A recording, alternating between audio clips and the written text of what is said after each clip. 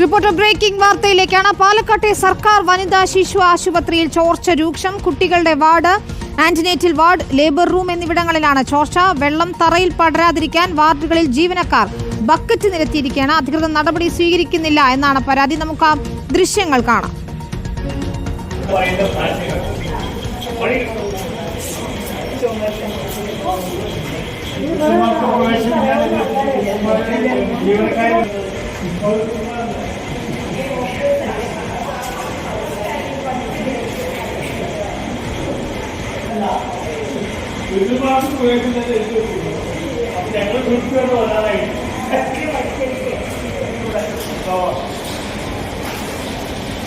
മാറിക്കോളൂ.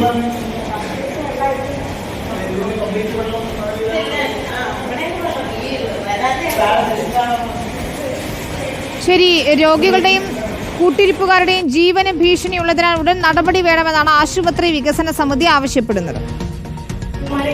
ഇവിടെ രോഗികൾ വഴുതി വീഴാതിരിക്കുന്നതിന് വേണ്ടി 4-5 ബക്കറ്റുകളിലായി ലീക്കായി വരുന്ന വെള്ളം അവർ ശേഖരിക്കുകയാണ്. ആ ലീക്ക് അമിതമായപ്പോഴാണ് ആന്റിനേറ്റൽ വാർഡിലെ രോഗികളെ ആ വാർഡിന്റെ തന്നെ മറ്റൊരു വശത്തേക്ക് മാറ്റേണ്ടി വരുന്നത്. കാരണം ഇവിടെ കാലങ്ങളായി ഈ ബിൽഡിങ്ങിൽ ചോർച്ചയുണ്ട്.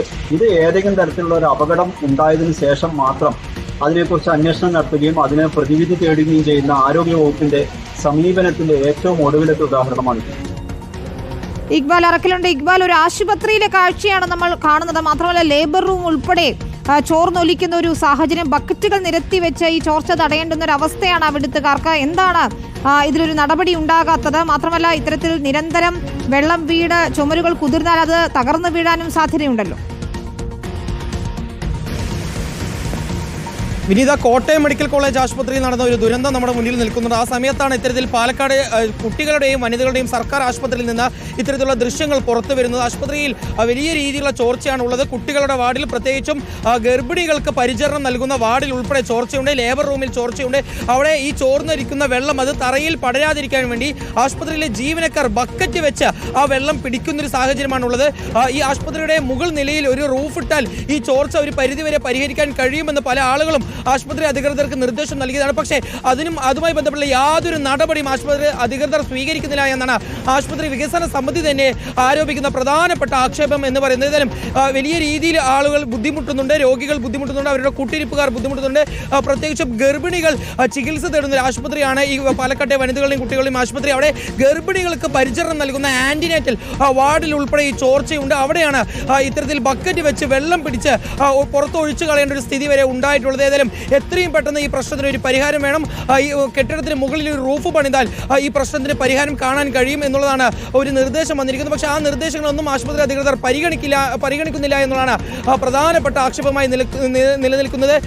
രോഗികളുടെയും അതുപോലെ തന്നെ കൂട്ടിരിപ്പുകാരുടെയും ജീവന് ഭീഷണിയാണ്. ഏതായാലും ഈ വെള്ളം ഇപ്പോൾ കെട്ടിടങ്ങളിൽ ചോർന്നൊലിക്കുന്നു, അതിനോടൊപ്പം തന്നെ നിലത്ത് ചോർന്നൊലിക്കുന്നുണ്ട്. അത് വലിയ രീതിയിൽ ബുദ്ധിമുട്ടുണ്ടാക്കുന്നുണ്ട്.